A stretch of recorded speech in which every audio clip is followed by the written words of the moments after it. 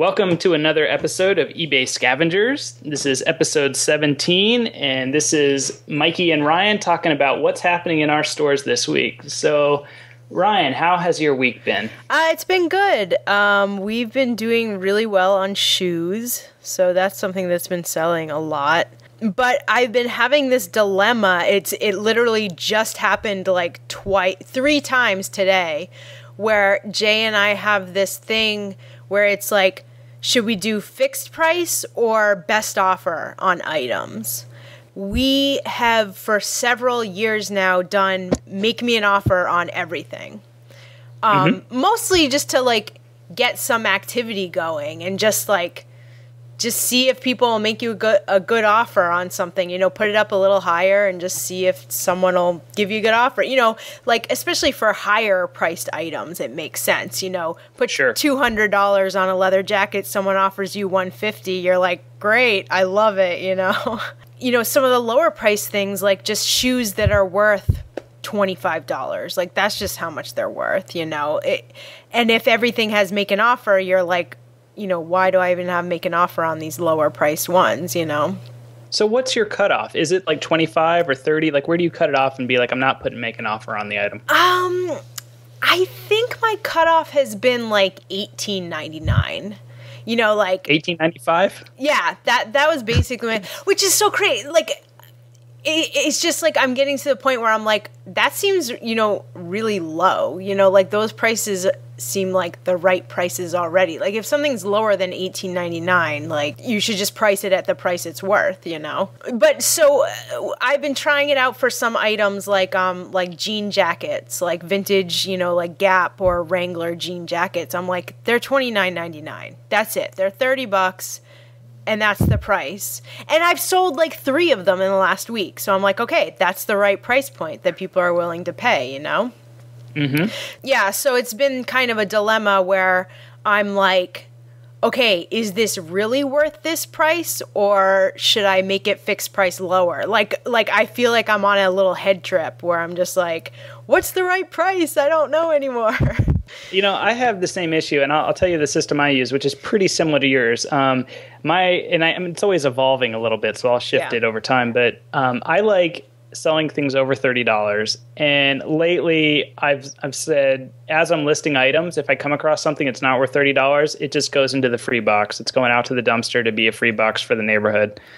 I'm just not going to list the cheap stuff. So your stuff, because I remember seeing some stuff that's like $12, $10. I mean, you're just like, no, that's just not even worth the time anymore. Yeah, I've just stopped now. I'm like, we got to stop listing this stuff. I agree with that. And I think, if it is something that's, $18.99 or whatever, you have like 10 of them, there's something about it that makes it worth listing at that price.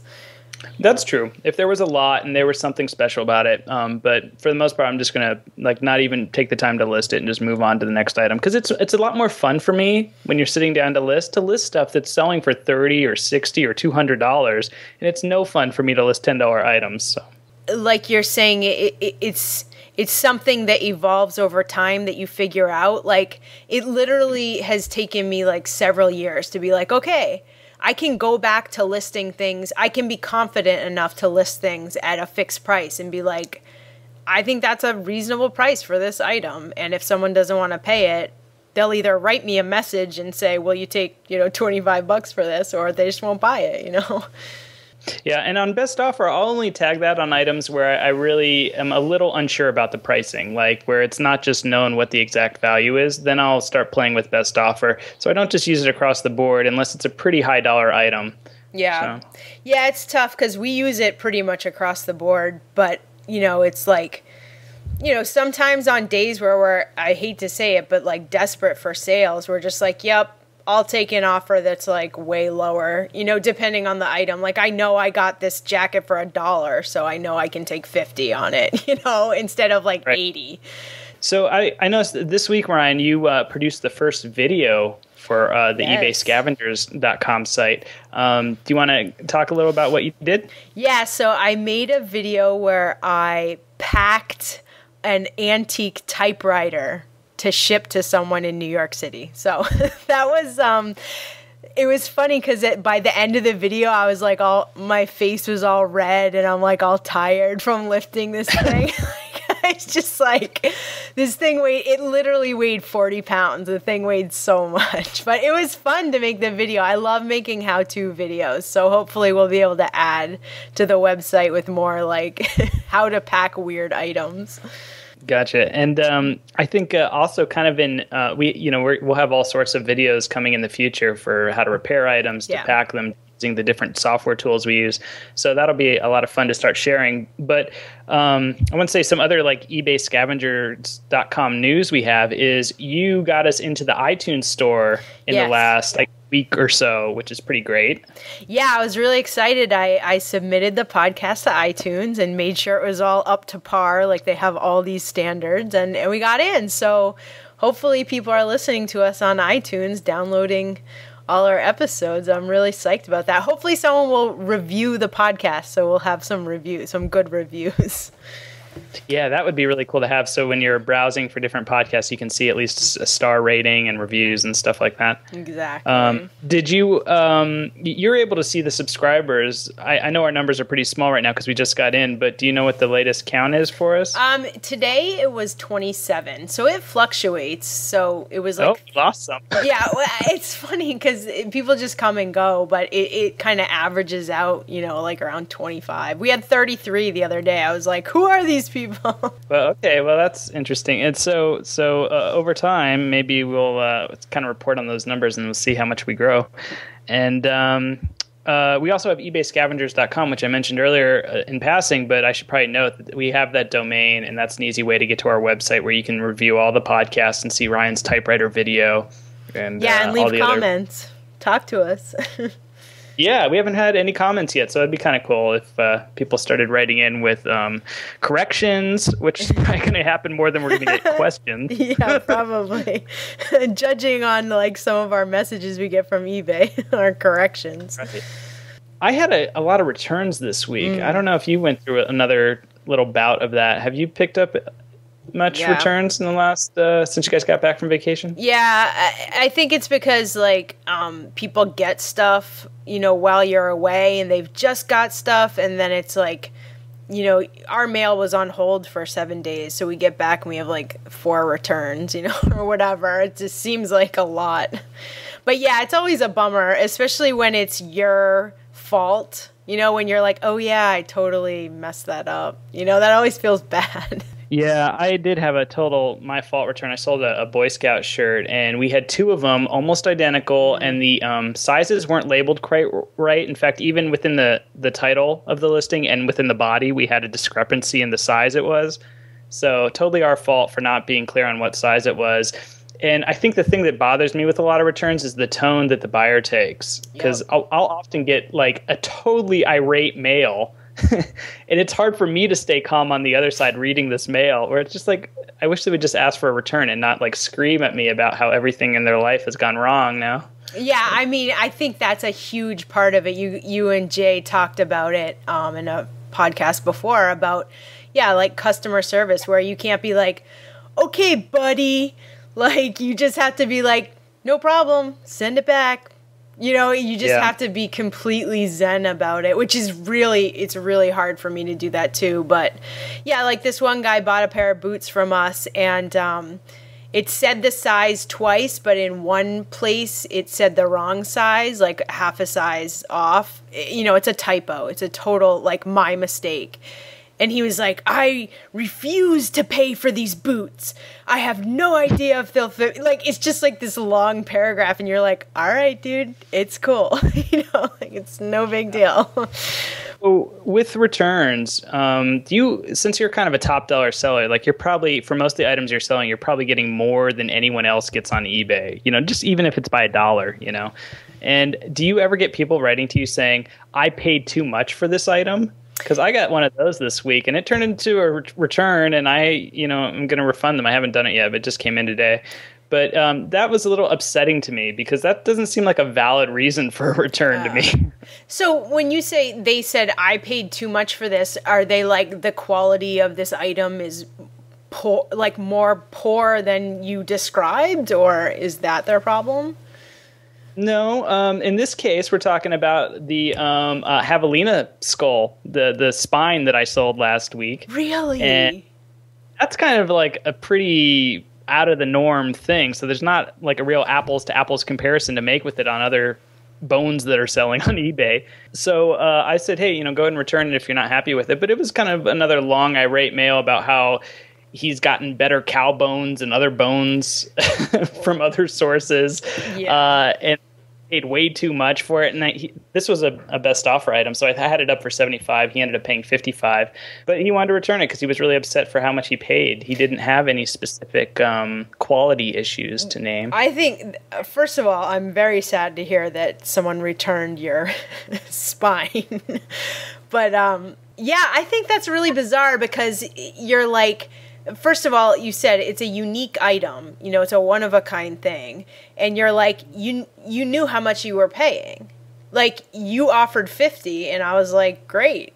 So that is a weird exchange to be like, as a customer, you said you wanted this price, and I agreed. So, yeah. I haven't gotten that so much as just people, whatever, they're not happy with the item, or the item doesn't fit, or... Oh, yeah. So I sold these two. It's kind of a similar thing.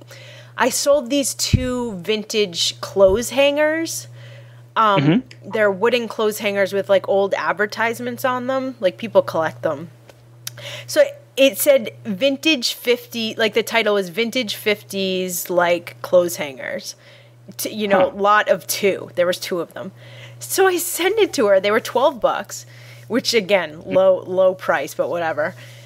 And she was like, I thought I was getting 50 of these. Oh, yeah. And she had misread the title. So it's kind of her fault. But then she was one of those people who's like, I want to return these, but I don't want to pay any of the shipping. And you're like, okay, first of all, you need to pay shipping if you're going to return it. And it's not my fault you thought you were getting 50.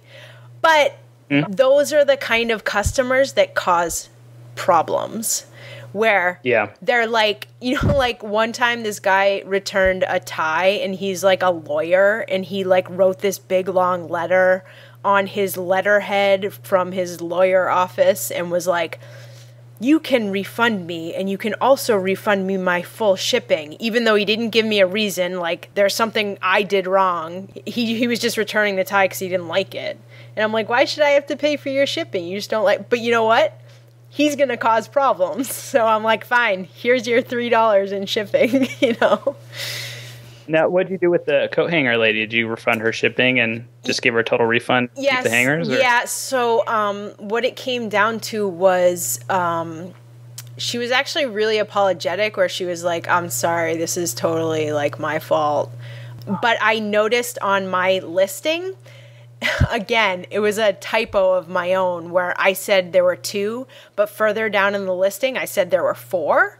So I was like, well, I kind of messed that up too. Like if she really looks at it, she'll be like, well, actually, you said I was getting 4. So we were just like, let's just call it even and give her a full refund. And just so she's like happy and goes away, like let's just quell the situation and be like, okay, cool, no problem, see ya. So they're not like negative feedback. Right, and I totally understand that when it's under like a $20 problem, I'd pay that much not to have a negative feedback against me, But what if it were $50 in coat hangers? Would you do the same thing, or like would you still issue kind of a no questions refund? No, I would get them to send it back. I mean, if it were that much, I'd be like, all right, you're not happy, just send it back. And I think that I would probably sort of mediate the situation a little bit more where I'm like, I'll pay for your original shipping, but you have to pay shipping back or whatever, like some compromise. But if they're really, I'm sure you've had this issue before. If you are dealing with someone who's irate and just irrational, you're just like, send it back. I'll pay for everything. It's all good. Like you just want to chill them out and just... if it's a couple bucks in shipping, it's, not worth the pain. Yeah. Yep. Okay. So, Ryan, is there anything else you want to add to what's up this week in your store? One more thing I want to add is something we've been talking about is the global shipping program. And it's still kind of 50-50 for us, where I sell things several times a week without question, global shipping program, like in England and Canada and Australia, like lots of sales. But every few sales, someone's like, they'll give me an offer and then they'll see the price of shipping plus import and like VAT taxes in the UK. And they're like, I can't afford this. So, right.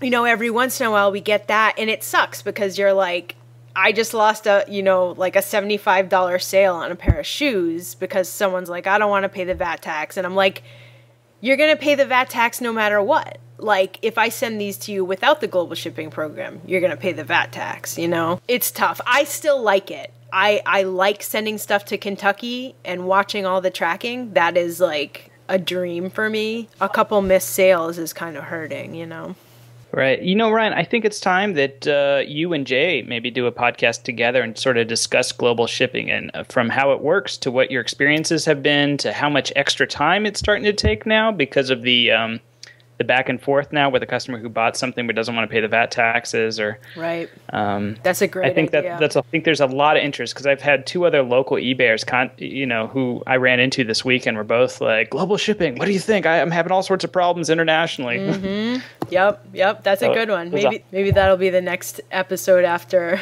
our other episode. So speaking of next episode, so this was episode 17, What's Happening This Week with Mikey and Ryan. And our next episode is, again, Mikey and Ryan, me and Ryan.